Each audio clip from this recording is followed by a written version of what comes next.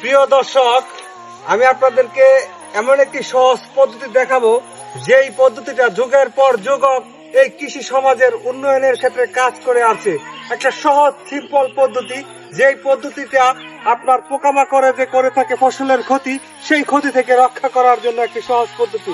এরকম একটি আমাদের ভাষায় জিংলা বলে, জিংলা বা কোনো খুঁটি যদি এই এরকম কৃষি জমিতে পুঁতে দেন, যেরকম এই যে পুঁতে দিলাম, পুঁতে দেওয়ার ফলে এখানে বিভিন্ন পাখি এসে বসবে।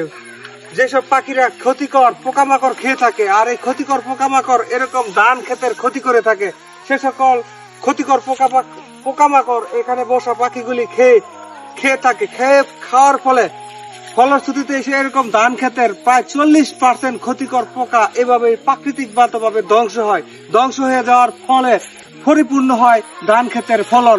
তাই এভাবে আমরা চলন, অর্থাৎ এইভাবে ধান ক্ষেতের মাঝে কয়েকটি যদি এই খুঁটি আপনার ঘেরে দিতে পারেন, ঘেরে দেওয়ার ফলে ক্ষতিকর পোকামাকড়গুলি পাখিরা খেয়ে ফেলবে। পরিবেশের ভারসাম্য রক্ষা পাবে আপনার অর্থ। তাই কারো যদি ভালো লাগে ভিডিওটি অবশ্যই শেয়ার করবেন এবং মন্তব্য করবেন। সবাইকে ধন্যবাদ।